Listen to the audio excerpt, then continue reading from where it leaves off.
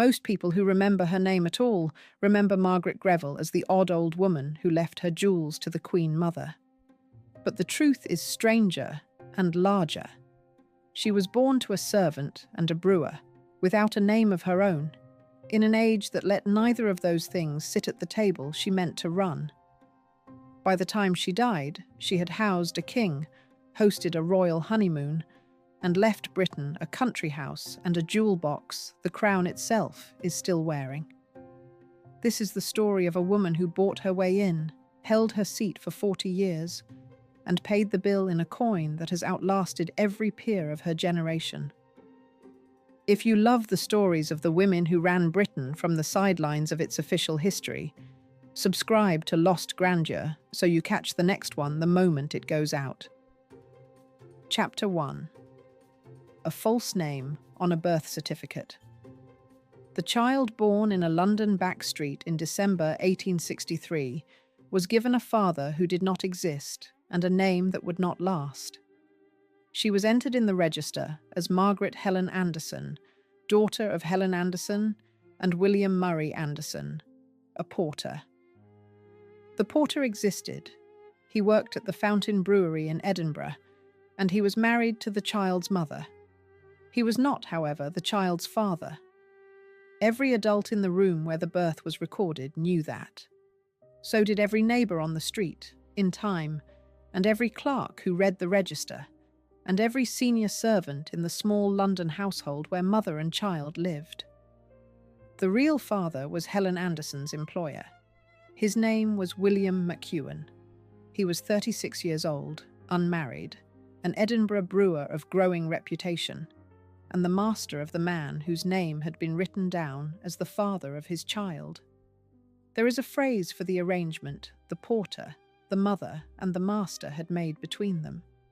It has been used in every century in which the arrangement has been made, which is most of them. It is a legal fiction. The porter accepted, in exchange for terms that have never been documented, the paper responsibility for a child that was not his. The mother kept her position, the master kept his freedom, and, for the moment, his reputation. The child began her life under a name that would be quietly corrected the moment the porter died. It was not corrected quickly. William Anderson lived another 22 years. The child was raised in London, largely apart from Edinburgh, in houses her real father paid for and visited when he could. She was known, in the small circle that knew her at all, as McEwan's girl. She was educated at home, in the manner of a middle-class daughter of the 1860s and 70s, and she was taught to sit at a piano and to write a neat English hand and to keep a diary. She was not taught the things a young woman with a name and a family would have been taught. She was not brought out. She had no debut. She did not go to a finishing school in Paris. There was no aunt, on either side, to make the arrangements. The London she grew up in the 1870s, was a city in which a great many respectable middle-class households were quietly protecting a similar arrangement. Illegitimacy was more common in Victorian England than the memoirs of the period like to admit, and the mechanisms for handling it were well practiced. A porter or a coachman took the paper responsibility. A mistress of the master kept the child in a small London house at a decent distance from the master's wife or his mother. The child was visited on Sundays. Governesses were paid. Small parties for other suitable children were arranged. The child, unless the arrangement broke down, went through life in the middle of a class that knew about her, tolerated her, and never quite forgot. Margaret came through the arrangement intact. She grew into a small, dark, sharp-featured young woman with a very quick tongue and a very good memory. She read a great deal, largely on her own initiative, in the small library her father had furnished for the London house.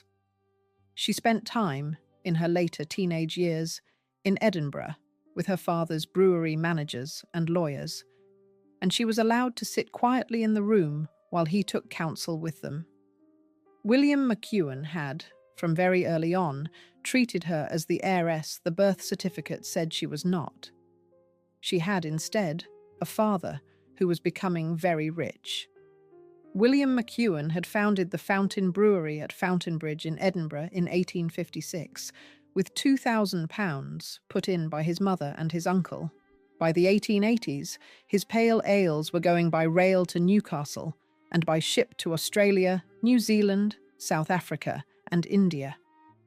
By the turn of the century, McEwan and Company held around 90% of the bottled ale trade in the northeast of England and was one of the largest exporters of bottled beer from Britain.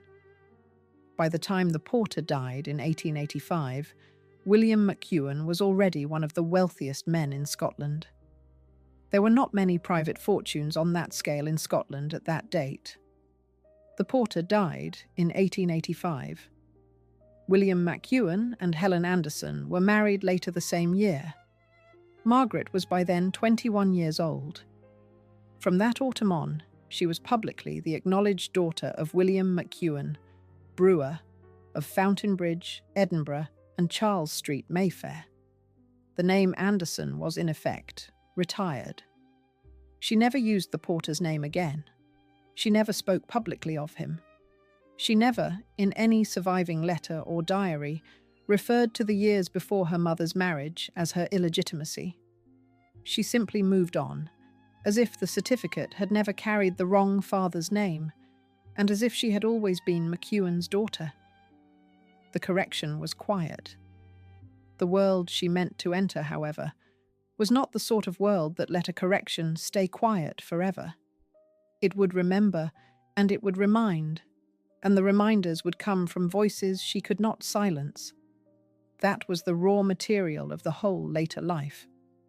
A false name on a birth certificate, a real father with a growing fortune, and a young woman who had understood, from very early on, that she was going to have to buy her way into rooms that her name would not open for her. When she began, at last, to walk into those rooms, she walked in on the arm of a man who came with a title in prospect and a king in his address book. Chapter 2. The brewer who could buy anything but a title. William McEwan had made a fortune large enough to move governments and small enough that no one in London society would rise from their chair to meet him. He was, in the language of the day, in trade. He was a brewer. He was a Scot. He was a liberal. He was a teetotaler. He had come, in a single generation, from a small merchant family in Alloa to the largest brewing concern in Scotland. And in the eyes of the English landed classes, none of that made him a gentleman. He was born in Alloa on the 16th of July, 1827, the third child of John McEwan, a ship owner and merchant, and his wife, Anne Jeffrey. His mother's family were the Jeffreys of the Heriot Brewery in Edinburgh, and it was to his mother's brothers that the young William was sent, from about 1851, for his technical and commercial training in beer. 5 years of Heriot work gave him, at 29, the two things he needed to strike out on his own. He had the trade, and he had, through his mother and his uncle Thomas Jeffrey, the £2,000 of family capital that let him start a brewery of his own. He built the Fountain Brewery on Fountainbridge in Edinburgh in 1856. The site was chosen with an engineer's care. It sat on soft water that suited the pale ales he meant to brew. It sat close to the canal, and, within a few years, close to the railway that would take his casks to the northeast of England, where the coalfields of the Tyne were creating a working population thirsty for a cleaner, lighter ale than the heavy porter of the London houses. He built the brewery, and then he built the trade, one public house and one contract at a time. By the 1880s, McEwan Pale Ale was being sold out of Newcastle at a rate the local brewers could not match, and he was exporting in bottle to Australia, New Zealand, South Africa, and British India, wherever there was a garrison, a mine, or a settler town. By the turn of the century, his firm held, by contemporary trade estimates, about 90% of the northeast English bottled ale trade, In 1930, 17 years after his death, McEwan and Company merged with William Younger and Company to form Scottish Brewers, later Scottish and Newcastle, which dominated Scottish brewing for the rest of the 20th century. Money on that scale, made from beer, could buy almost anything in late Victorian Britain. It could buy a large house in Charles Street in Mayfair. It could buy a shooting estate. It could buy a seat in the House of Commons.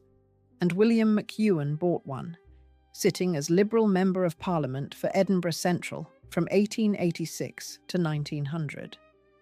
It could buy the goodwill of a university, and he bought that too. He gave the University of Edinburgh the Great Graduation Hall opened in 1897 at a cost of £115,000 and known ever since as the McEwan Hall. He made further substantial gifts to the University of Edinburgh and to Edinburgh charities. He was, on the private testimony of his managers, an exacting employer, but a fair one.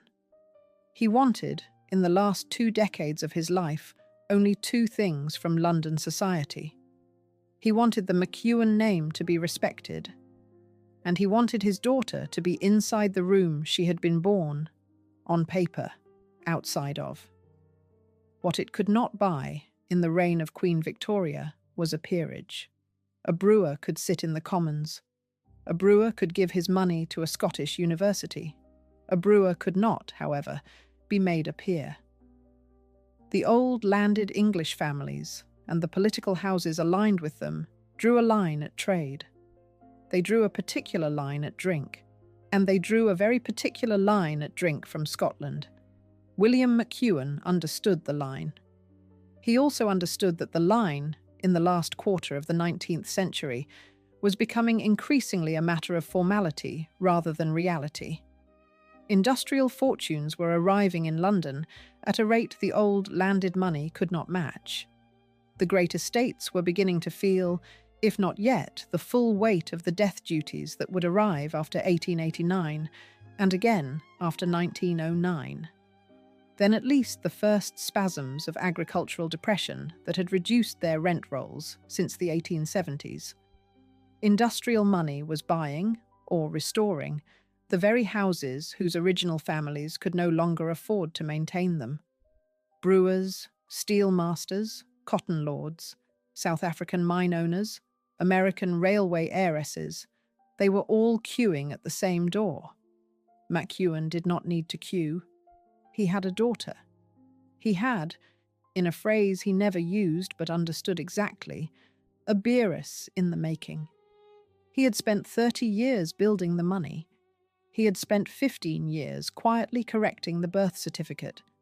He had spent his own political capital sitting for Edinburgh Central and paying for the McEwan Hall. What remained was to spend the money and the political capital together through his daughter in the one market that was still closed to him personally. That market was the private social circle of the Prince of Wales, the future King Edward VII. It was known, from the Prince's London residence, as the Marlborough House set. It was the antechamber to the reign that would follow. William McEwan could not enter it. Margaret McEwan, married correctly, could. The correct marriage arrived on cue in the person of a guards officer with a title in prospect and the Prince of Wales's ear. Chapter 3. The marriage that opened the only door that mattered. Ronald Greville was a barony in waiting, a guards officer, and a personal friend of the Prince of Wales, and he needed a wife with money. He was born in 1864, 1 year after Margaret, and he had come of age in the world she meant to enter. His father was Algernon Greville, the 2nd Baron Greville of Clonin in County Westmeath, an Anglo-Irish peerage created in 1869. Ronald was the eldest son. On his father's death, whenever that came, he would inherit the barony, the small Irish estate, and the seat in the House of Lords. Until then, he had the courtesy title of the Honourable Ronald Greville, a commission in the Coldstream Guards, and a great many friends of the Prince of Wales. The Prince of Wales was the pivot of London society in the 1880s and 90s. Queen Victoria was withdrawn into the long Windsor widowhood that had begun in 1861, and around the Prince and Princess of Wales at Marlborough House on Pall Mall, a parallel court had formed. It kept different hours from Victoria's. It laughed at different jokes. It moved between the London townhouses of its members, the country weekends of its allies, and the resort towns of Cowes and Homburg and Biarritz. It was called, in the newspapers and in the diaries, the Marlborough House set. Membership was informal, jealously watched, and, in its innermost circle, restricted to a few dozen names. Ronald Greville was one of the names. He was not the richest of them, or the cleverest, or the most beautiful. He was, however, comfortable, well-dressed, a good shot, a passable rider, and an entirely reliable friend to the prince. He was also, by the standards of the set, not particularly rich. The Greville estates in Ireland were small. The Irish rent roll had collapsed like every other Irish rent roll in the wake of the agricultural depression. The barony carried debts. What Ronald needed, to keep his position at the centre of the prince's circle, was money on a scale the Greville estates could not supply. The Prince of Wales was not a man who drew the line at trade in the way the old landed families did. William McEwan and his daughter were, by the late 1880s, entertaining at a good London house, and the prince's circle had noted them. The two young people met, at parties and at country weekends, over the winter of 1890 and the spring of 1891, under a benign royal eye that understood exactly what she brought and what Ronald Greville needed. Ronald Greville married Margaret McEwan in the summer of 1891. He was 27. She was 27. The trade of the marriage was as clean as any of its kind ever is. She brought the McEwan money in the form of substantial capital transferred from her father, and the prospect, on William's death, of the residue of the beer fortune. He brought the name, the barony in prospect, the guards' commission, and, more valuable than any of that, immediate entry into the Marlborough House set. Neither of them, by any surviving account, was under any illusion about what they were exchanging. Contemporary accounts describe a marriage of genuine affection. Ronald was easy-tempered. Margaret was sharper, funnier, more ambitious. They took a large house at 16 Charles Street in Mayfair. Ronald sat as Conservative Member of Parliament for East Bradford from 1896 to 1906, a seat the party found for a man of his connections without asking him to do very much for it. He was, at Westminster, no more than a competent junior member. At Marlborough House, he was one of the inner half-dozen the prince trusted with private errands. Margaret, at Charles Street, began to give the dinners that would, over the next 40 years, redraw the guest list of political London. She was learning the trade. She watched Nancy Astor at Cliveden and Lady Londonderry at Londonderry House and Lady Cunard at Grosvenor Square, and she understood, with the clarity of a woman who had come to the work late and unnamed, that the political hostess of the London season was not a decoration on the wall of British public life. She was an operating principle of it. The dinner she chose to give this Thursday, and the person she chose to put on the left of the Prime Minister, and the letter she chose to write to the Prime Minister's private secretary on the following Monday could change the shape of a cabinet reshuffle. Ronald Greville brought her into the room in which those decisions were made. She did not stay in the corner of it. Within 5 seasons, she was one of the half-dozen women at the centre of the London political circuit. She learned the private language of the Foreign Office, the private prejudices of the Treasury, and the private grievances of the War Office. And she learned them in the room, from the men who ran them, over her own dinner table. She wrote, in her small, upright hand, to the private secretaries of ministers, thanking them for the visits and remembering the names of their wives. She sent flowers, at first births and at last funerals, to households whose owners were surprised and gratified to find themselves on her list. By the turn of the century, she was, by common report, second only to Nancy Astor as the sharpest hostess in London. She had spent almost none of the McEwan capital yet. The country house and the king in it were still to come. Chapter 4. The Regency Villa, bought to entertain a king. When she bought Polesden Lacey in 1906, she did not buy a country house. She bought a stage on which to put the king. The purchase was made in her sole name. The money was hers. The intention was hers. The husband, at that point still alive, was consulted, but the driving decision was Margaret's. The house sits on a chalk ridge on the North Downs above Great Bookham in Surrey, 30 miles or so from London by the roads of the day. From the south terrace, the ground falls away in a long lawn towards the Mole Valley and the further ridge at Ranmore. From the north, the house is sheltered by beech hangers planted in the 1820s. It faces south, in a yellow, washed Regency skin, with a long single-storey south front and a modest classical portico.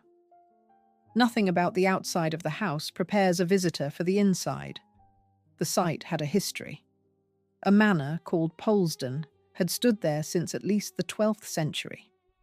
The playwright and Whig politician Richard Brinsley Sheridan bought the estate in 1797 and, by his own admission, spent more time at it than any of his creditors would have preferred. He pulled the old house down in 1814 with the intention of rebuilding it, ran out of money and time, and died before he could put a new roof over the ruin. The stationer and bookseller Joseph Bonsor bought the estate in 1818 and put up the present core of the house between 1821 and 1823 to designs by the young Thomas Cubitt. Bonsor also planted the shelter belts of beech and cedar that still frame the garden today. Sir Walter Farquhar enlarged the house between 1853 and 1870. Sir Ambrose Poynter rebuilt large parts of it again between 1903 and 1905 for the financier Sir Clinton Dawkins, who died before he could enjoy it. The Grevilles bought the house from the Dawkins estate in 1906 for a figure recorded in contemporary accounts as about £80,000, roughly £8 million in the money of the present day. That figure, however, was only the entry ticket. Margaret at once commissioned the fashionable Paris-trained partnership of Charles Mews and Arthur Davis, then completing the Ritz Hotel in Piccadilly, to remodel the whole interior. Contemporary estimates put the second bill in the same order as the first. The exterior of the house was left almost untouched. The yellow wash was kept, the Cubitt roofline was kept, the modest Regency portico was kept.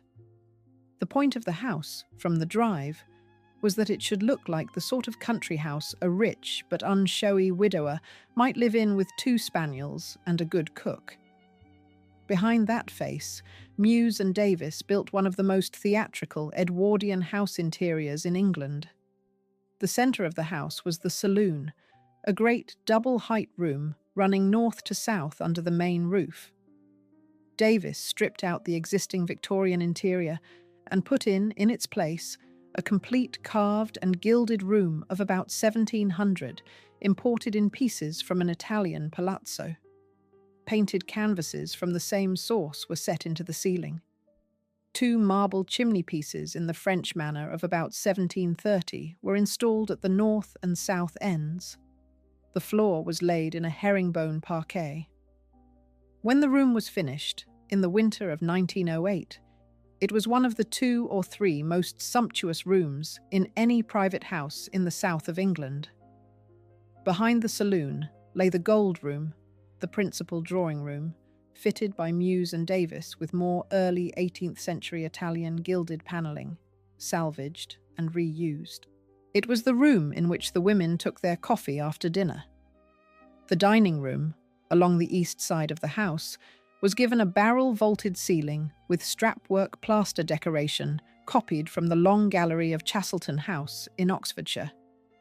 The picture corridor, running the whole length of the south front behind the state rooms, reused Jacobean panelling and was hung, over the years, with the Dutch and Flemish paintings Margaret bought steadily from the London and Paris dealers between 1906 and 1940. The library, at the West End, was decorated by Muse and Davis, with built-in bookcases separated by Ionic pilasters and a brought-in English chimney-piece of about 1765. It was the room in which the men were expected to drink and to talk business after dinner. To accommodate King Edward VII, who had already agreed in principle to come down for a house party, Margaret ordered a complete additional bedroom suite at the west end of the south front. It contained a bedroom, a private sitting room, and a private bathroom, all fitted out to the king's preferences, and it was reserved for his use alone. He used it several times between June 1909 and his death in May 1910. There is a scale paragraph to be drawn from these numbers. The £80,000 paid for the house, roughly £8 million in modern money. The comparable sum spent on the interior, in the same order of magnitude. The 1,400 acres of downland, chalk grassland, and beech hangers that made up the estate at its greatest extent. The 3 farms in Great Bookham, West Humble, and Ranmore. The 35 principal and family bedrooms on the 2 upper floors. The single dedicated bedroom suite for the king, and the entire operation, from purchase to first royal weekend, completed inside 3 years. She had bought a Regency villa. She had rebuilt it into a machine. The machine was designed to do exactly one thing. It was designed to hold, for a weekend at a time, the entire operating leadership of the British Empire, without any of them feeling for a moment that they had left home. The first test of the machine was scheduled for June 1909. Before that test could happen, however, the man who was supposed to run the machine with her was going to die. Chapter 5. The Widow Who Took Sole Command. Ronald Greville died at 43 in April 1908, before the paint at Polesden Lacey was fully dry. The immediate cause of death was pneumonia, following an operation whose nature was not recorded in the surviving papers. He had been in poor health through the winter of 1907 and the early spring of 1908. The end came at Charles Street on the 5th of April, with Margaret in the house, and his father, the 2nd Baron Greville, still alive in Ireland. The consequences were immediate and large. Ronald had never inherited the barony. His father, Algernon, was to live until December 1909. When Algernon died, 20 months later, the title passed not to Ronald, who was dead, and not to Ronald's son, of whom there was none, but sideways to Ronald's younger brother Charles, who became the 3rd Baron Greville. Margaret was not, and would never be, Lady Greville. She was, and would remain until the damehood of 1922, plain Mrs. Ronald Greville, or, in the shorter and colder form the servants used, Mrs. Greville. She was 44 years old, childless, a widow, and the sole occupant of one of the largest private houses in England and one of the largest new country houses in the south. The immediate impulse of her class, if she had been a peeress, would have been to remarry within a decent interval, ideally to another peer, and to fold the house and the fortune into a new establishment. She did not do that.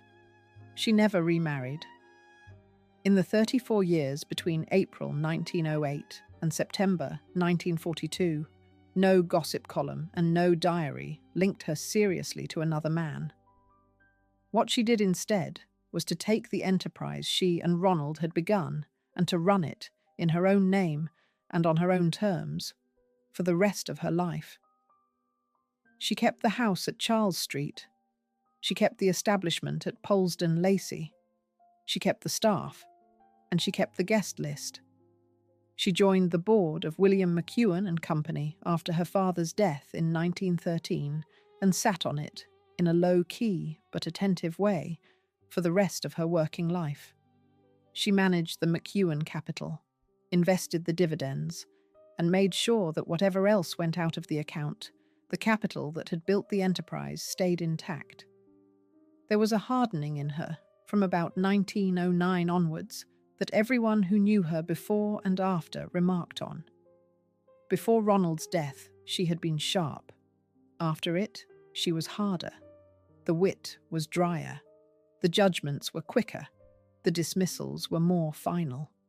She had also, in a matter of a year and a half, learned to run a very large operation on her own. The learning had been done in public, with the whole of London society watching for the small mistakes that would let them condescend to her, and she had, in that year and a half, made very few of the small mistakes. Her writing hand from that period survives in dozens of letters at Polesden Lacey and in the Royal Archive. It is a small, upright, extremely neat hand. The letters are short. They ask specific questions. They give specific instructions. They do not chatter. The person on the other end of the letter, whether a butler at Charles Street or a private secretary at Buckingham Palace, is left in no doubt about what is expected. It is the hand of a woman who had understood, at 45, that the operation now had one head, and that the head was hers. The financial architecture behind the operation had also shifted. William McEwan lived on until July 1913. Between April 1908 and July 1913, Margaret ran Polesden Lacey on her own income and on capital her father had already transferred. In 1913, on William's death, she came into the residue of the beer fortune.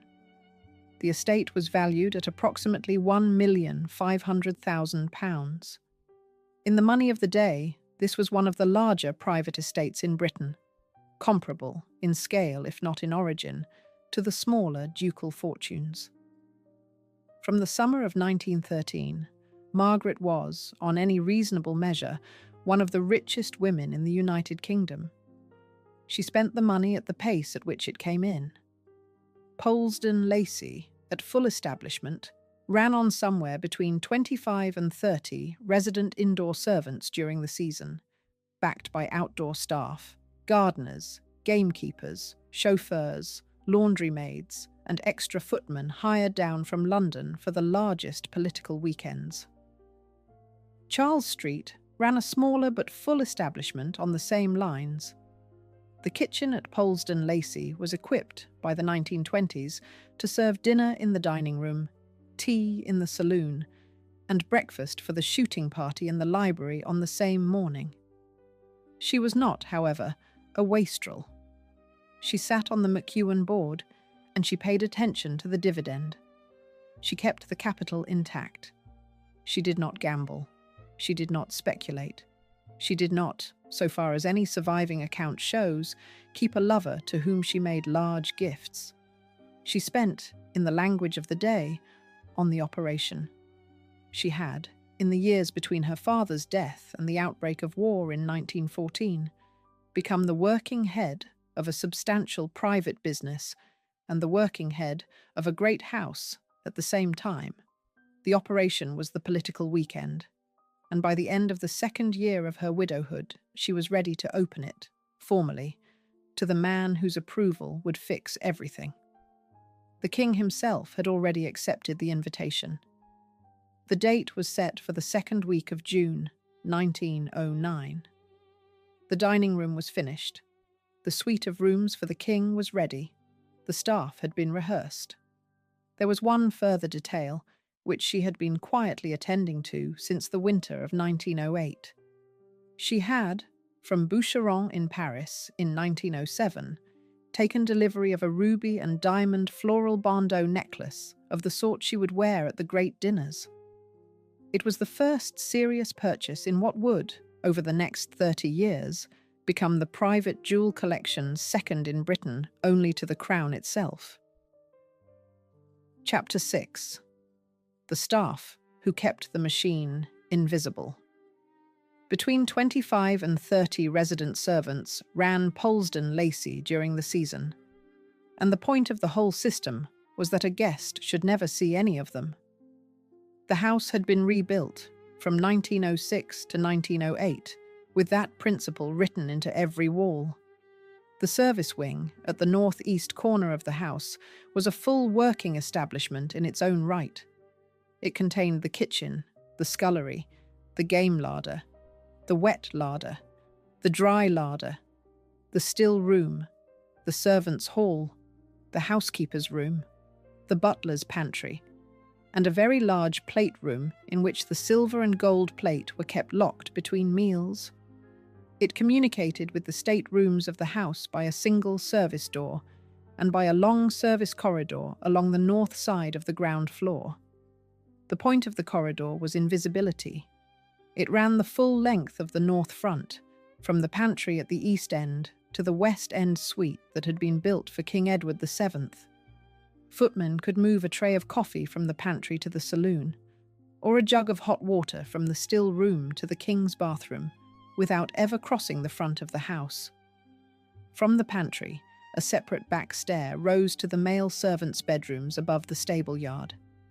A second back stair, on the north side of the main house, rose to the female servants' bedrooms in the top story and attic. The two stairs never met. The men and the women lived and slept on opposite sides of the establishment, and they met only in the servants' hall, at the 2 staff meals a day, and in the corridors during the working of the house. The senior staff, in the Edwardian and interwar decades, formed a strict hierarchy. The butler, the housekeeper, and the chef sat at the top. Below them ranked Margaret's own lady's maid, the head footman, the head housemaid, the head gardener, the head chauffeur, and the head keeper. Below them, in descending order, ran the whole staircase of under-servants, from footmen and housemaids down to scullery maids, hall boys, and the outdoor labourers of the estate. The rules of the below-stairs world had been written in the country houses of the 18th century, and they were still being followed, unaltered, in the interwar decades. The wages, by the standards of the country, were reasonable. The resident indoor staff had bed and board, uniform, and laundry provided. A senior servant, at the top of the establishment, earned in a year what would have kept a small middle-class household in London. A junior maid at the bottom of the female house was on very little more than the wage of a farm labourer on one of the Polesden farms. The bellboard in the butler's pantry was the nervous system of the house. Every bedroom, every stateroom, and every private sitting room had a bell wire running to a numbered indicator on the bellboard. A guest in the top bedroom on the west corridor, ringing at 11 at night for hot chocolate, produced a small flag on the bellboard, and the pantry footman on night duty carried the tray up the back stair without any spoken order having to travel through the house. The system ran 24 hours. There was always a footman awake, in a chair in the pantry, in white tie until midnight, and in a black waistcoat afterwards, waiting for a bell. The stories that have come down from the surviving staff describe a household in which the discipline was formal and the eccentricities were considerable. The National Trust interpretation at Polesden Lacey records that off-duty, servants used to race down the long service corridor on roller skates, a game which they gave up on the days when a royal visit was expected. Margaret's own lady's maid was reputed to know every stone in every case of jewellery and to lay out the pieces for the evening according to which guests were expected.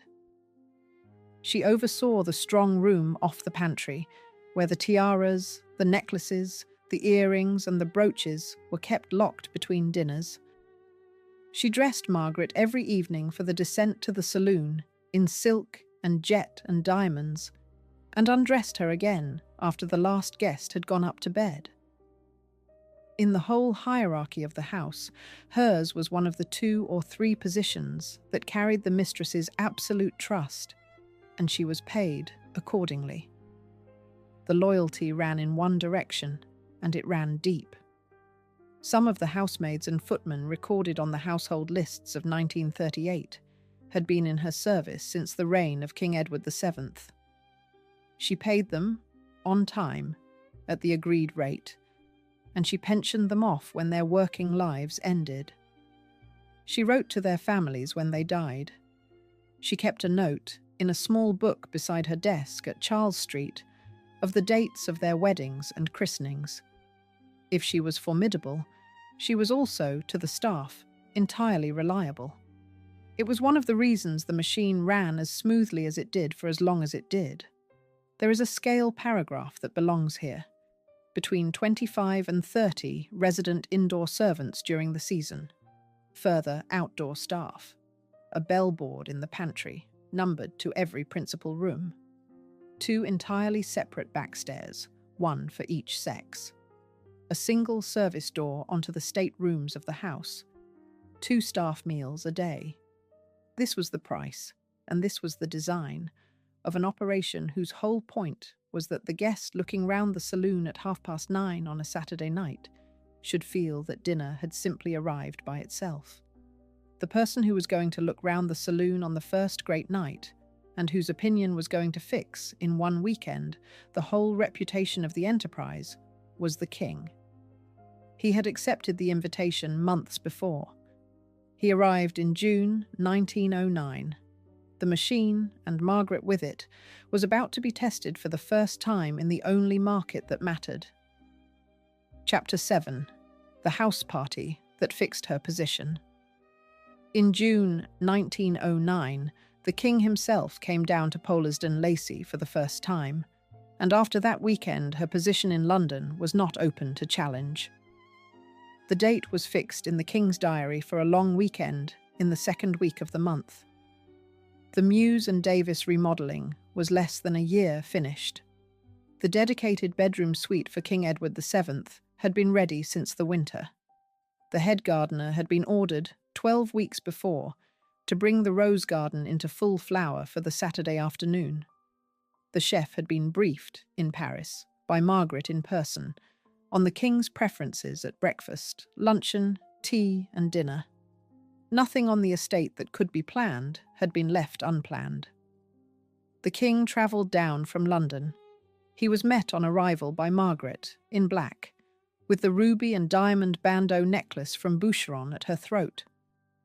The other guests were assembled in the saloon.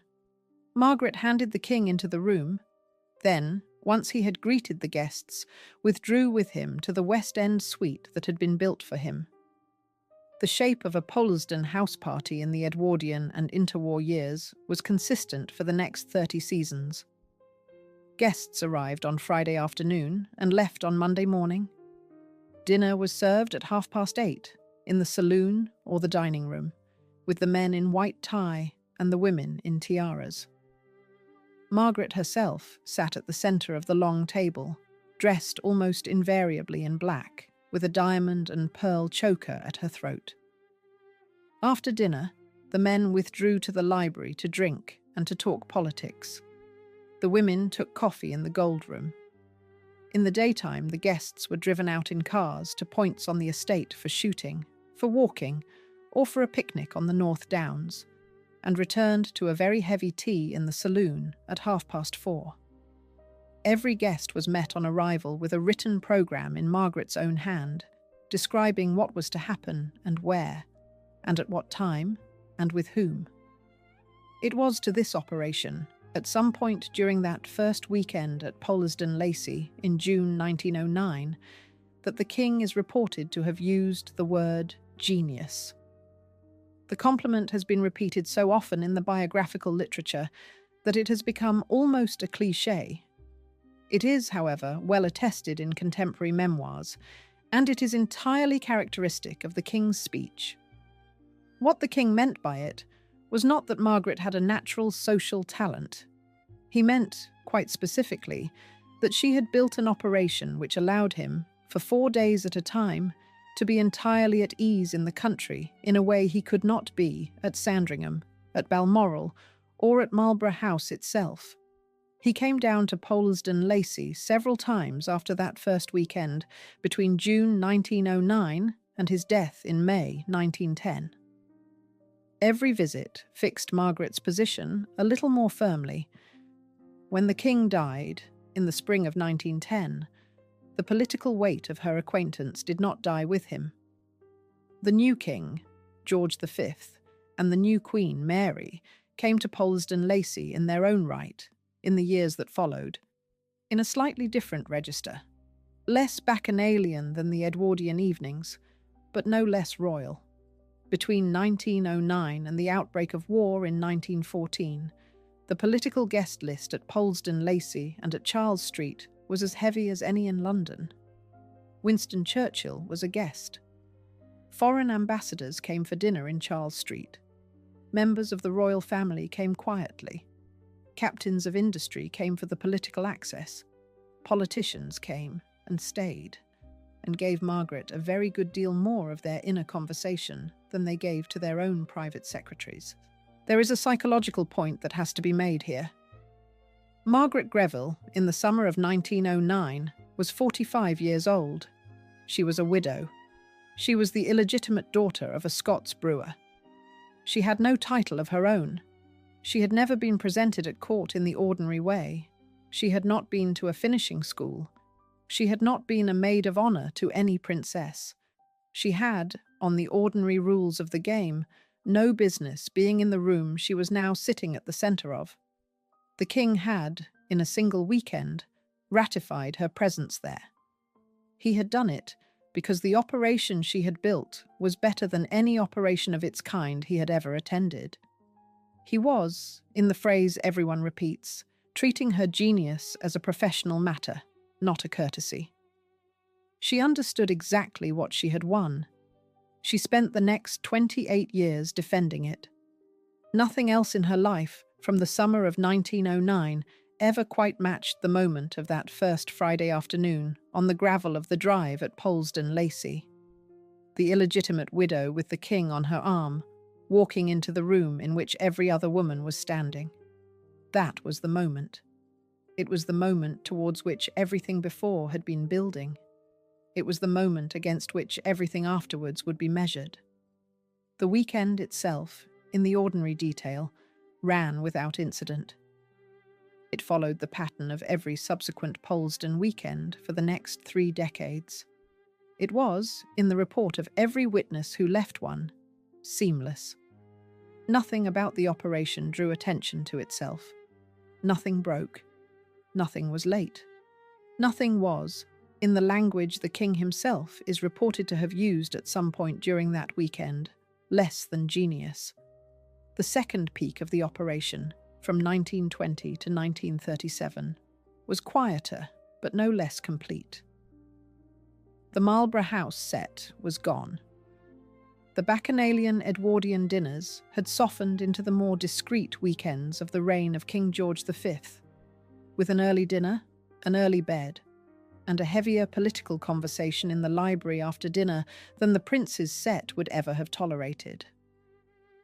The war of 1914 to 1918 would, in 5 years, redraw every guest list in Europe, and would, in the process, give Margaret her second identity. She would end that war not just as the widow who had housed the king. She would end it as a woman who had, in her own quiet way, done a great deal for the officers her generation had sent to die. Chapter 8. War, Wounded Officers, and a Damehood. In 1915, the drawing rooms of Polesden Lacey were turned into wards, and Margaret Greville, who was not a nurse, took the war very personally. The offer to convert the state rooms of the house came from her, unprompted, in the second summer of the war. The War Office accepted, and Polesden Lacey became a convalescent home for wounded officers of the British Expeditionary Force, staffed by military and volunteer nurses working alongside her own domestic servants. The setup was practical. The great state rooms were emptied of their state furniture and given over to the wards. The dining room continued to serve as a dining room. The library was set aside as a reading room for the officers, and the barrel vaulted ceiling copied from Chastleton looked down on tea and cigarettes and card games instead of after-dinner brandies. The bell system in the pantry, designed for the demands of house parties, was redirected to the demands of pain and boredom and slow recovery. Officers rang for tea, nurses rang for morphine. The service corridors, built to be invisible to house guests, filled with wheelchairs and stretchers and orderly boots. Margaret herself was not a nurse and did not pretend to be. What she was, in effect, was the woman who kept the household running through the 4 years of the operation, alongside the military and volunteer nurses. Contemporaries who worked at Polesden Lacey in those years described her as omnipresent, formidable, and, in her own dry way, kind to the officers. The men in the wards would have found in her not a sentimentalist, but a landlady of the old school. A woman whose formidable competence at running a great weekend party turned out to be, with almost no adjustment, exactly what was needed to run a hospital for wounded men. She underwrote the operation out of her own income, as she underwrote almost everything else in her life. The costs of the hospital, in food, in coal, in linen, and in the wages of the extra staff, were not charged to the state. The state provided the medical direction and the nursing. The house and its running were hers. The war did other things to the guest list that Margaret had spent 20 years building. The Marlborough House set was, by 1916, largely dead. King Edward VII had died in 1910. His closest confidants had died in the 6 years since. The younger men who had been at Polesden Lacey in the summers before 1914 were, in disproportionate numbers, at the front. Some of them came back through the wards at Polesden Lacey. Some did not come back at all. Margaret's letters to their mothers, on Polesden Lacey paper, went out for 4 years. The King, George V, and Queen Mary took a specific and quiet interest in what Margaret was doing. In the years that followed the peace, Margaret's alignment with George V and Queen Mary, which had begun in a low-key way in 1910, became closer and more consistent. Queen Mary, in particular, found in Margaret a woman of her own generation who had run something during the war, who could talk about it without either sentimentality or self-advertisement, and who had a memory for the names of the boys and the addresses of the mothers. In the New Year honours of 1922, King George V made Margaret Greville a Dame Commander of the Order of the British Empire. The citation was general. It referred to her wider charitable and political usefulness to the Crown, and above all, to her hospital work during the late war. Margaret accepted the ribbon and thereafter made a point of not using the title. She signed her letters, as she had always signed them, Margaret Greville. She said, in a phrase that survives in half a dozen memoirs, that she would rather be a beeress than a peeress. It was a joke against herself and a joke against the peerage. It became, over the last 20 years of her life, her private theme song. The damehood also, in a small legal way, changed her. She was no longer plain Mrs. Ronald Greville. She was Dame Margaret Greville. In the courtly writing of the day, she was Dame Margaret. It gave her, at 58, a title of her own that owed nothing to Ronald Greville, nothing to the barony that had died with his father, and nothing to the McEwan money. It was, in a small way, hers. It arrived, moreover, at a moment when her generation of the Marlborough House set was gone, and her weight in the royal household had come to rest on her own contribution, rather than on any inherited claim. The King and Queen had chosen the ribbon. She had earned it in her own right. The interwar years, from the summer of 1920 to the outbreak of the Second World War, were the second peak of the operation. The Marlborough House set was gone. The Edwardian house parties, with the king in the West End suite and the diamond bandeau at her throat, were a memory. What replaced them from 1920 onwards was something quieter, more political, more consistent, and, from 1923, more intimate. The intimacy came, in April of that year, in the form of a young married couple whose honeymoon Margaret was about to underwrite. Between 1920 and 1937, the guest list at Polesden Lacey included Ramsay MacDonald and Neville Chamberlain, Sir Robert Van Sittart and Sir John Simon, the Aga Khan and Queen Ina of Spain, Winston Churchill, and memorably, the film actor Charlie Chaplin. It was a good list. It was, however, a list from which Margaret's real emotional life had been quietly detached since the death of Ronald, since the deaths of the wartime officers, since the deaths of the Marlborough House set. The hospital at Polesden Lacey was in operation for the whole of the working period from 1915 to 1919. Margaret continued to write, in her own hand, to the mothers of the officers she had known there, for many years after the war ended. That detached quality was about to change. The young couple were on their way. Chapter 9. The honeymoon that made her a mother in all but blood. In April 1923, she gave the Duke and Duchess of York her house for the first 2 weeks of their marriage, and in return, she gained a daughter she had never had. The offer had been made, informally, months before, and had been accepted with the enthusiasm of a young couple who had few private options for a honeymoon and could not go abroad in a public year. It was Margaret's idea. She wrote to the King and Queen offering the house. They accepted for the couple. The Duke and Duchess of York were married at Westminster Abbey on the 26th of April 1923. The following day they arrived at Polesden Lacey. They stayed for a fortnight. The photographs taken on the south terrace of Polesden Lacey during that fortnight of the young couple are among the most reproduced images of the interwar British monarchy. The Duchess of York, 22 years old, in a light summer coat and hat, standing with her husband on the gravel of the drive or on the terrace under the yellow south front of the house. The Duke, 27, in a lounge suit with his hand under her elbow. Behind them, the shape of the house Margaret had built for another kind of royal weekend, now serving in 1923 as the retreat for a private one. The Duke, later King George VI, was the second son of George V. In April 1923, no one expected him to become king. That expectation was carried, publicly and privately, by his elder brother, David, the Prince of Wales.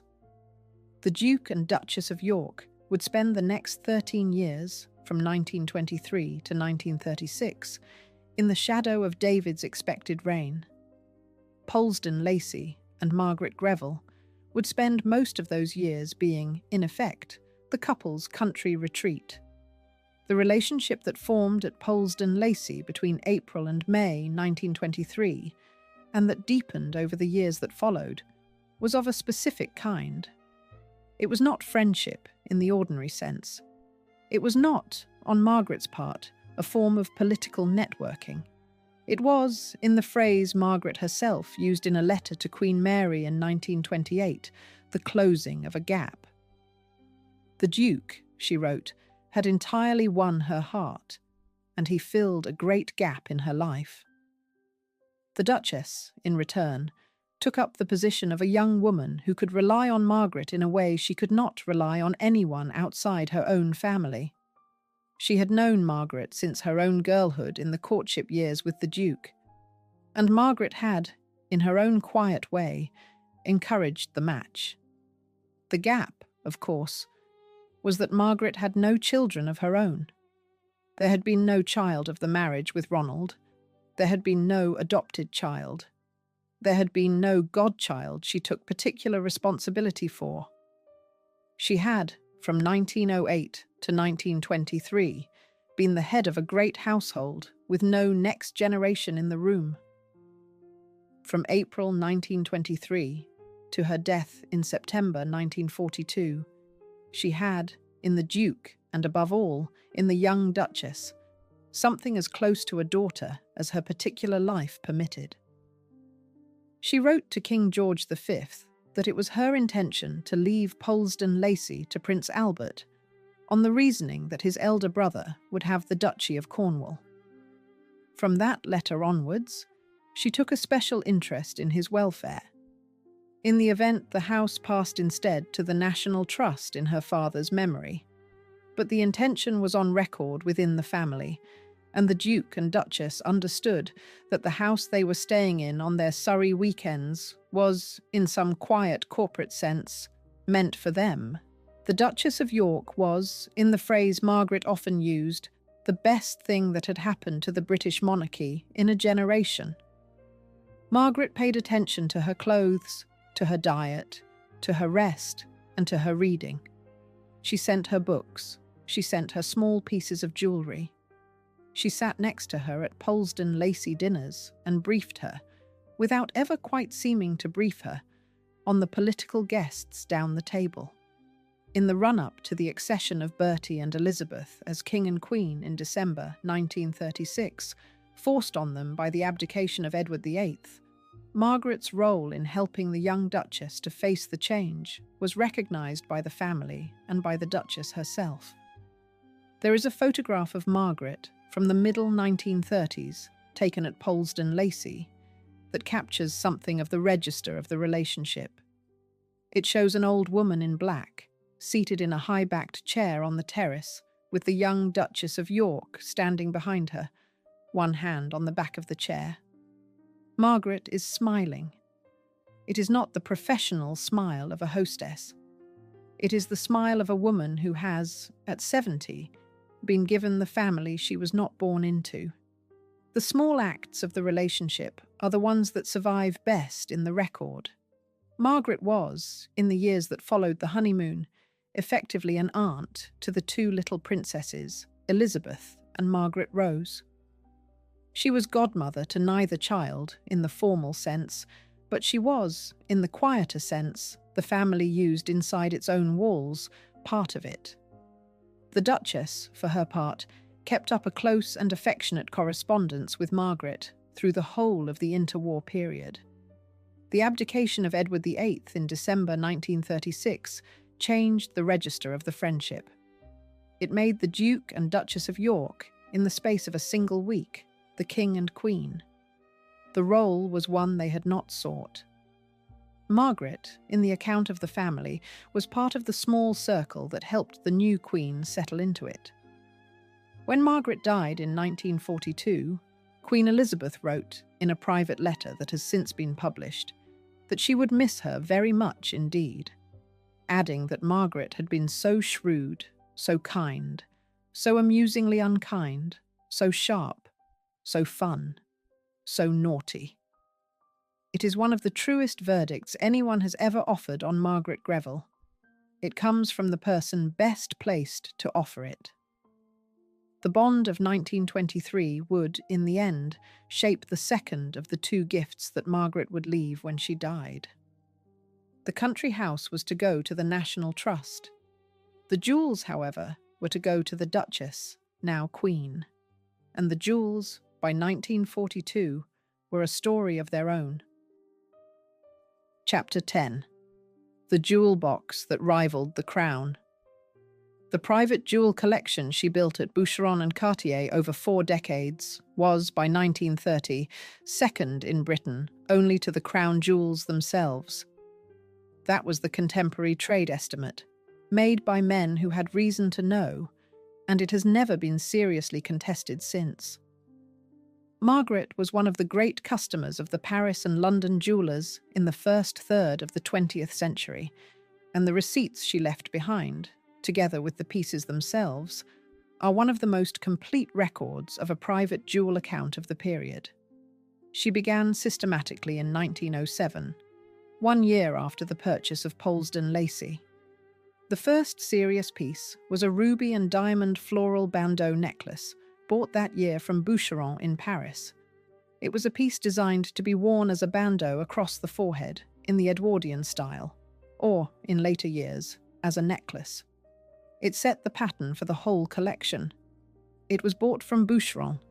It was made in Paris. It was designed for wear at a dinner she was going to give at Polesden Lacey or at Charles Street. And it was chosen not for its size, but for its effect.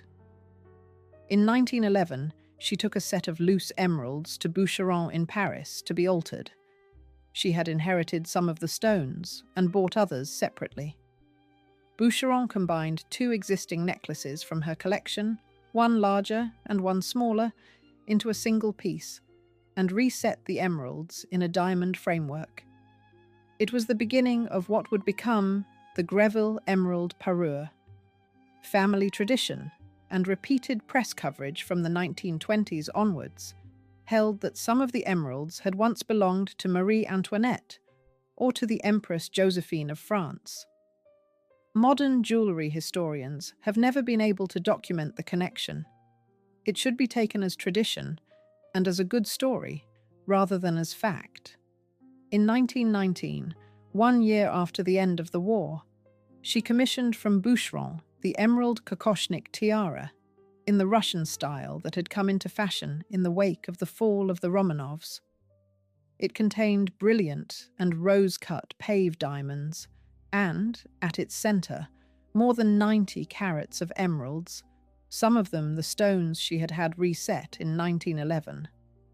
In 1921, she commissioned from the same house the Boucheron Honeycomb Tiara, so called for its geometrical honeycomb pattern of pave-set diamonds on a platinum frame with a milligrain edge.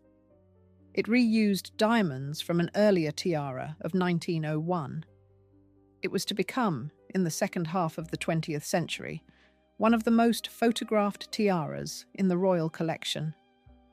In 1923, the year of the York's honeymoon at Polesden Lacey, she added the Cartier ivy leaf tiara, a lower and lighter piece in the Art Deco taste.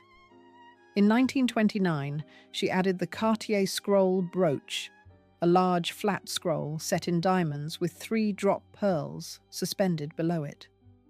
Between these signature commissions, she bought steadily diamond and pearl earrings, sapphire and diamond bracelets, ruby drop earrings, small clip brooches for the shoulder of an evening gown, chandelier earrings of extraordinary length.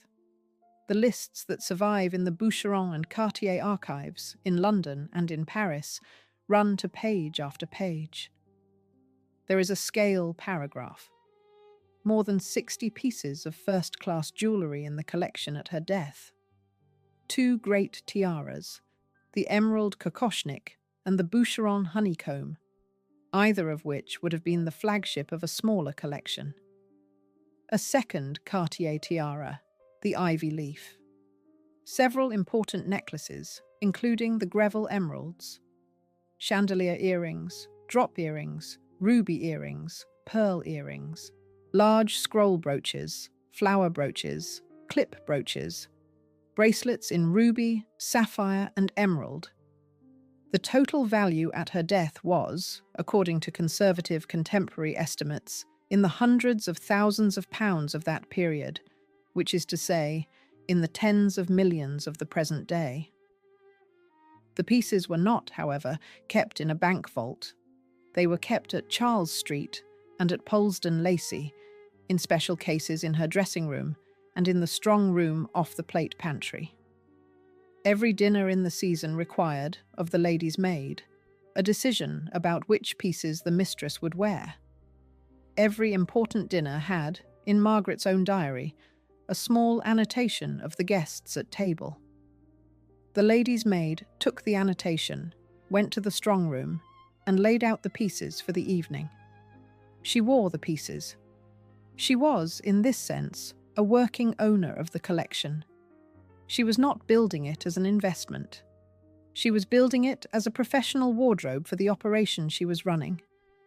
Every tiara had been chosen because it would, on a specific occasion, sit correctly in the light of the saloon or the dining room, and would photograph correctly for the court circular next morning.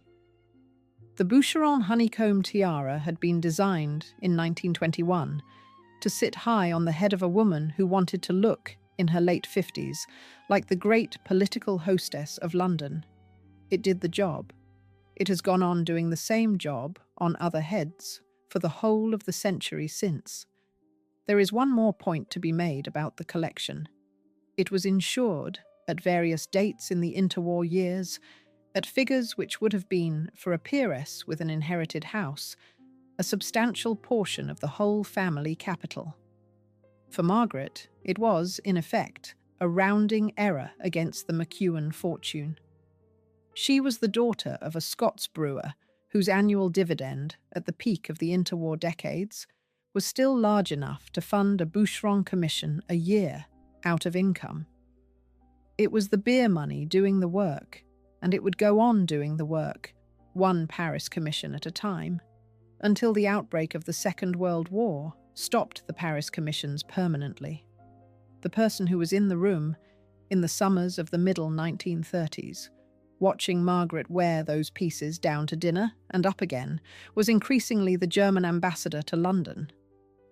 That, however, is the next chapter, and it is the hardest to tell honestly. Chapter 11. Ribbentrop at the table. Berlin in the diary. In the middle 1930s, the guest list at Charles Street began to include men whose names would, within a decade, hang around the necks of the British political class. The change had begun quietly, in the late 20s, and had accelerated after 1933, with the rise of the National Socialists in Germany. Margaret had been a friend of the German ambassador in London for many years, in the ordinary way of a hostess with a heavy diplomatic list. From about 1935, however, the German ambassador in London was Joachim von Ribbentrop, and the tone of the German entertaining at Charles Street changed with him. Margaret Greville, on the surviving record, admired Benito Mussolini and, at least until the very late 1930s, spoke well of Adolf Hitler. She was invited to Germany more than once and attended, on at least one occasion, the Nuremberg Party rally as a guest of honour. She entertained Ribbentrop and other emissaries of the Nazi regime at both Charles Street and Polesden Lacey. Her admiration was neither a passing enthusiasm nor a private lapse. It was consistent, it was expressed in her letters, and it was reflected in her guest list for the better part of a decade. There is a way of telling this story that softens it, and there is a way of telling it that inflates it. Both are wrong. The correct way to tell it is to state what is documented in proportion and to let the reader form the judgment. What is documented is this. Margaret was a personal friend of Ribbentrop during his time as German ambassador in London. She entertained him at Charles Street and at Polesden Lacey. She spoke of Hitler in the private letters of the middle 1930s with approval. She was, in the fashion of a certain layer of British high society in those years, sincerely persuaded that the German regime was a bulwark against communism, was restoring order to a country the Treaty of Versailles had unfairly punished, and was to be taken as a partner rather than as a threat. What is also documented is that she was not alone in this. The pro-German salon in interwar London included Lady Londonderry at Londonderry House, the Astors at Cliveden and at their London houses, Emerald Cunard at Grosvenor Square, and, in a shifting cast, a substantial fraction of the peerage, the political class, and the newspaper proprietors. Margaret's error was a mainstream error of her class. It was also her error. The pattern held into the late 30s and then broke sharply. The Anschluss of March 1938, the Munich Agreement of September 1938, and the German seizure of the rump of Czechoslovakia in March 1939 cost the pro-German position, in London, most of its remaining respectable adherents. Margaret was one of them. There is a note in her surviving correspondence from the summer of 1939 in which she admits, in the driest possible way, that she has been wrong about the German situation and that she will not be entertaining any more German officials at Charles Street. She was, by then, 75 years old, in indifferent health, and had already begun her long retreat from active political entertaining. The judgment to be passed on her pro-German years has been passed in the diaries of Sir Henry Channon, of Cecil Beaton, and of Harold Nicholson, and, more coldly and more accurately, by the historians who have gone through her guest lists in the decades since. It is that a very intelligent woman with unrivaled political access made a mainstream mistake at the top of her voice, at exactly the moment when a more suspicious mind would have been asking harder questions. She was not a fascist. She was not, on any surviving evidence, an anti-Semite of the ordinary interwar English sort. She was, however, a fool about Berlin, and by the middle of the war she knew it. The cost, to her own reputation, was substantial. The letters and diaries of the later years contain a small but persistent note of embarrassment on the subject from the friends who had been at the table with Ribbentrop and now had to write about it. The cost, to the political weight of the Charles Street operation, was permanent. From September 1939, when Britain went to war with Germany, the political guest list Margaret had built for 30 years was, in effect, over. She herself was in her mid-70s and in growing pain from arthritis. The war rationing that began that autumn made the great dinners impossible. The staff began to be called up. The Polesden Lacey machine, which had run without interruption from 1906 to 1939, began, finally, to run down. There is a photograph of Margaret from 1938, taken at Polesden Lacey, in which she sits on the terrace in black, in a wheelchair, looking small and old, with a rug over her knees. It is not the woman who had walked the king up the drive in 1909. It is the same woman, 30 years later, with the tide going out. The tide would not come back in. She was not, in the ordinary language of politics, a spy. She was not passing intelligence. She was, however, providing the German embassy with a systematic point of access to the British political and royal establishment that the German embassy could not have obtained on its own. That was the useful work Ribbentrop was doing in London on Berlin's account, and Margaret was, whether she understood it or not, one of the principal hostesses through whom the useful work was done. The turning point, in her own thinking, seems to have come with the Munich Agreement of September 1938, and, more decisively, with the German seizure of the rump of Czechoslovakia in March 1939.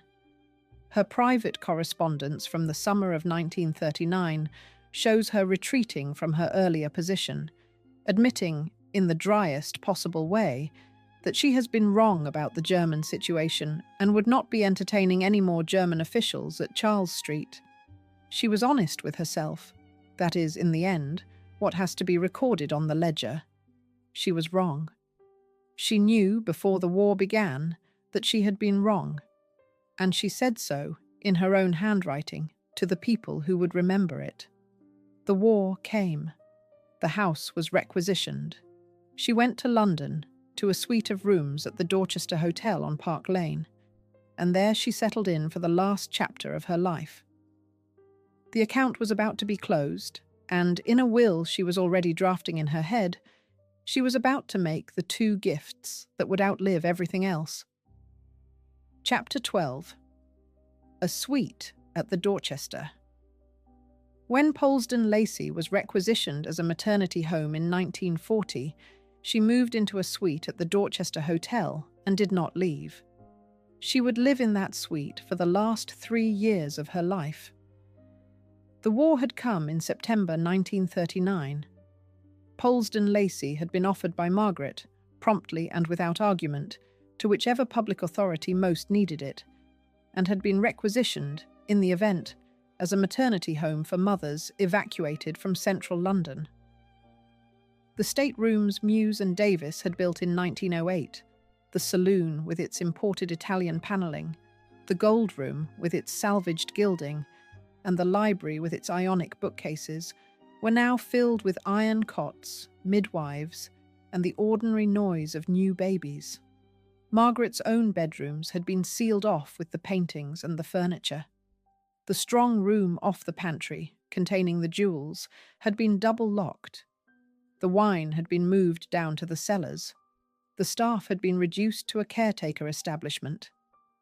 Margaret herself was, by the winter of 1939, in real pain. The arthritis that had troubled her for years had become, by 75, an almost total constraint on her movement. She used a wheelchair much of the time. She could stand, briefly, with help, but she could not walk the corridors of a house on the Polesden Lacey scale. She could not travel to the country. She could not oversee the running of a great house on her own. The move to a hotel suite in London was, therefore, not a choice. It was the least painful arrangement she could make. The Dorchester, in 1940, was one of the London hotels considered safe enough to live in during the Blitz. Its steel and concrete construction was thought to be more bomb-resistant than the older London houses. It was, in those years, a corridor of political proximity as well as a place to sleep. Margaret's suite was on the corridor. She kept her visitors. Sir Henry Channon, whose diaries record almost every meaningful London dinner of the interwar years, was a regular. Cecil Beaton called on her in his professional capacity as an eye and, in his private capacity, in the hope of a witty afternoon. Queen Elizabeth, the Queen Consort, came in from Buckingham Palace when she could. Various members of her old political circle, thinned by war, came for tea. She was, by every account, sharp until the end. The wit did not soften with the pain. The judgments did not become gentler. If anything, in the isolation of the Dorchester, they became a little more concentrated. She was, on the evidence of the visitors' letters, aware that she was dying. She spoke of it in her own dry way. She had written her first will many years before, and had rewritten it several times. The final version, dated March 1942, was the one that mattered. It was drawn up by her solicitors in London, and it was witnessed in her suite at the Dorchester. She read it through carefully. She signed it. She then put it aside as if she had finished a small piece of business. The last summer of her life, in 1942, was quiet. She followed the war news. She read the newspapers. She wrote letters of condolence to the mothers of officers she had known who had been killed at the front. She dictated notes to her secretary. She saw the Queen and the princesses. She continued to run the household of her suite, exactly as she had run the household at Polesden Lacey and at Charles Street. The lady's maid laid out her clothes for the day. The dining table in the sitting room was set for a small lunch. The maid announced the visitors. The rules did not change because the house had changed. She died in her suite at the Dorchester on the 15th of September, 1942, aged 78. Her household was with her. The Queen was informed within the hour. The newspapers reported the death briefly, in the middle of a very full page of war news. She was not on the front page. She had, in a public sense, been out of the public eye for 3 years, and the war had provided its own front page. The funeral was held quietly, later in the same week. There were no crowds. There were no grand notices. She was buried, in accordance with her wish, in the walled rose garden at Polesden Lacey, which by then was still under requisition, in an enclosure of yew hedges with the 18th century statues of the Four Seasons ranged along the north side. She was the only person buried there. She remains, at the date of this recording, the only person buried there. The single grave in the enclosure sits at a short walk from the south front of the house and can be visited by any member of the public who cares to look for it. Chapter 13. The two gifts that closed the account. When she died at the Dorchester on the 15th of September 1942, she handed the state a country house and the crown a jewel box, and did neither of them by halves. The will she had signed in her suite 6 months earlier was, in its main dispositions, one of the largest and cleanest private wills of the whole war years. Polesden Lacey, in its entirety, went to the National Trust. That is to say, the house and its contents, as they stood at her death, together with about 1,000 acres of the estate around it, passed to the trust to be held in perpetuity for the use and enjoyment of the public. She left it, in the specific wording of the will, in memory of her father, William McEwan. There was no life interest to any relative. There was no clause allowing the trust to sell any of the contents.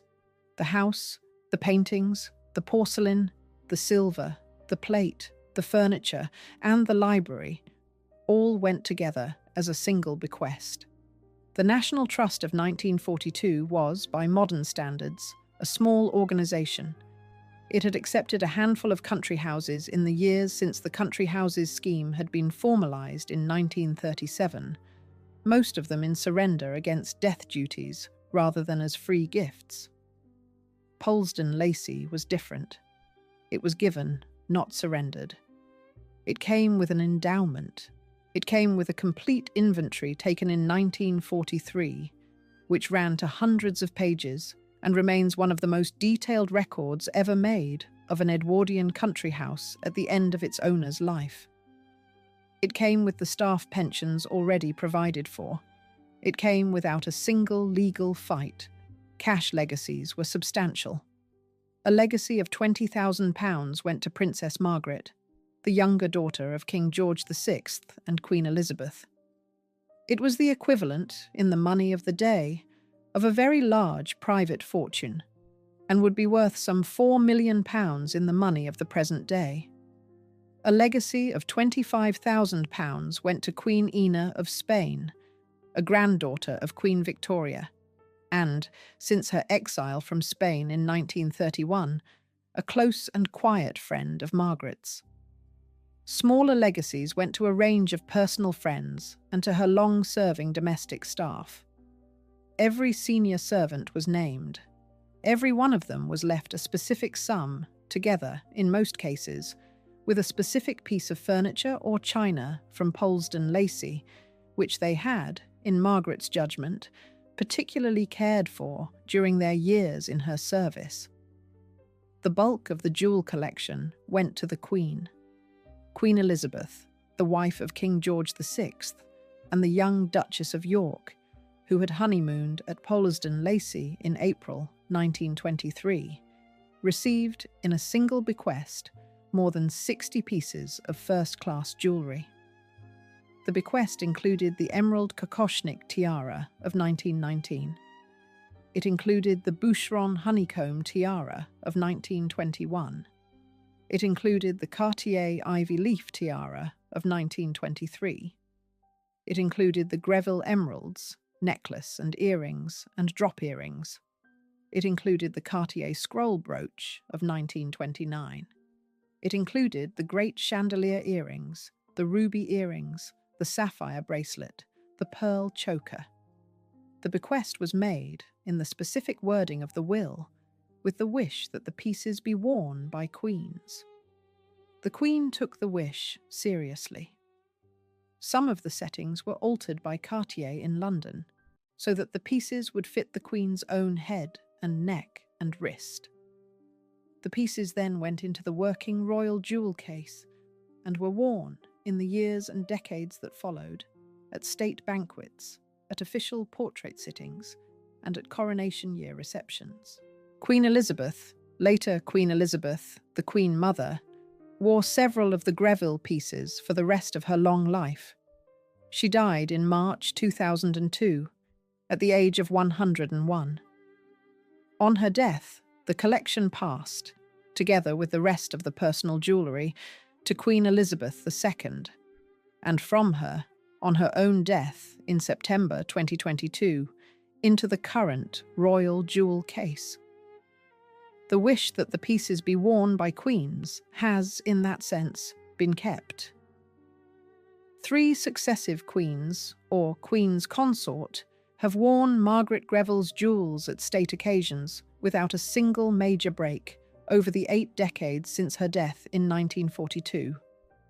That is more than can be said of most inherited peerage jewels of the same generation, many of which have been broken up, sold, insured against theft, and locked in bank vaults where they are effectively out of use. The London house at Charles Street was disposed of separately, in the ordinary way, and the site later redeveloped. The last of the McEwan capital not tied up in the specific bequests was left in trust for the maintenance of Polesden Lacey, and for such purposes as the trust should judge appropriate. The whole of the disposition, as executed by her solicitors in the last quarter of 1942 and the first quarter of 1943, was completed with a speed and a lack of dispute that was, and remains, unusual in wills of that magnitude. The full total of her personal estate at death was valued at slightly more than £1,500,000. That was, to the round figure, the same as the total at which her father's estate had been valued, on his death 29 years earlier. In the intervening decades, she had underwritten Polesden Lacey, run Charles Street, built the greatest private jewel collection in Britain, entertained 3 kings and 2 queens, kept a full staff on both establishments, and paid for the war hospital of 1915 to 1919 out of her own income. The capital, at the end, was still intact. She had spent, in her own working phrase, only the dividend. Chapter 14. What the Queen Still Wears on the Terrace. On a March evening in Berlin, in 2023, a Queen Consort stepped from her car in a diamond tiara that had once been laid out for a Prince of Wales on a Surrey lawn. The occasion was the state banquet of a British state visit to Germany in the first year of the reign of King Charles III. Queen Camilla wore, on her head, the Boucheron Honeycomb Tiara, commissioned by Dame Margaret Greville in Paris in 1921, worn by 3 successive queens or Queens Consort since 1942, and photographed, that night in Berlin, for the front page of most of the newspapers in the Commonwealth. The tiara has been worn many times since. Queen Camilla has appeared in the honeycomb tiara at state banquets in London, at further state visits abroad, and at coronation year events of the reign of King Charles III. She has worn the Greville chandelier earrings on several state occasions since 2022. She has worn the Greville peardrop earrings and other pieces from the Greville bequest at successive state banquets. The Cartier ivy leaf tiara has, on occasion, been worn by the Princess of Wales at state banquets in London. The emerald kokoshnik tiara has been worn by other members of the family on rare private occasions. The pieces are working royal jewellery in continuous public use at the date of this recording. Polesden Lacey itself has been open to the public in every year since 1944.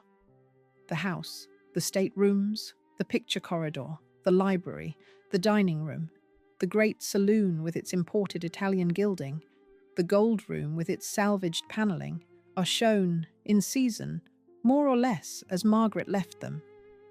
The service wing, the kitchen, the scullery, the butler's pantry, the servants' hall, are open as working rooms of the Edwardian house. The upper servants' bedrooms have been converted into National Trust offices and are not on the public route. The rose garden, the walled kitchen garden, the pergola, and the shelter belts remain. Margaret's grave, in its yew enclosure with the 18th century statues of the 4 seasons, sits at a short walk from the south front. The estate that came with the house, about 1,000 acres of downland, chalk grassland, and beach hangers along the North Downs Way, is now one of the largest working landscapes in the National Trust's southeast portfolio. School parties come to the house. Dog walkers come to the estate. Wedding photographers use the South Terrace where the Duke and Duchess of York posed in April 1923.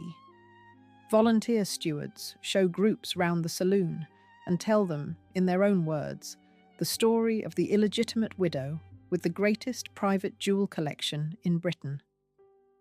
There is a page in the visitor guidebook that carries, without comment, a photograph of the little grave in the rose garden. The stone is small, plain, and inscribed with the name Dame Margaret Helen Greville, together with the dates of birth and death. There is a scale paragraph to be drawn from these numbers. 80 years of continuous public opening. 1,000 acres of downland preserved. More than 60 pieces of first-class jewellery in continuous royal wear. 3 successive queens or Queens Consort in the pieces. 1 grave, in the rose garden, in which no other person has been buried. And, in her own record, the small phrase she used against herself and against her age, that she would rather be a beeress than a peeress. She was, in the end, both. She was a beeress in that the money for the whole enterprise had come out of a Scots brewery on the Fountain Bridge Canal, and she never pretended otherwise. She was, in effect, a peeress in that she had been received, entertained and confided in by 3 kings and 2 queens across her adult life, and had ended her days as the surrogate mother of the woman who was then Queen of the United Kingdom. She had bought her way in, she had paid the bill, and she had, at the end, paid it in a coin that has outlasted every peer of her generation. The philosophical point, when one is drawn, is not about beer, or about jewels, or even about Polesden Lacey. It is about the terms on which the English ruling class, in the age of industrial money, admitted new members. It was never blood. Blood could be improved by marriage. It was never marriage. Marriage carried a woman only to the door of the room in which decisions were made. It was the sustained, unglamorous, 40-year maintenance of the political weekend, and the correct disposition of the accumulated capital at the end, that decided who was, in truth, admitted, and who was politely tolerated for a season. Margaret Greville understood that, exactly, at the age of 27, in the summer of 1891, and executed on it for the next 51 years. Cecil Beaton, who did not like her, called her a galumphing, greedy, snobbish old toad, who watered her chops at the sight of royalty and did nothing for anybody except the rich. Sir Henry Channon, who did not like her either, called her the most skillfully malicious old woman on earth. Harold Nicholson, who did not like any of the political hostesses of the interwar years, thought them silly and selfish. The Queen, who knew her better than any of them, wrote in the days after her death that she would miss her very much indeed, that she was so shrewd, so kind, so amusingly unkind, so sharp, so fun, so naughty. Most people who remember her name at all remember Margaret Greville as the odd old woman who left her jewels to the Queen Mother. That is not the story. That was only the last sentence of it.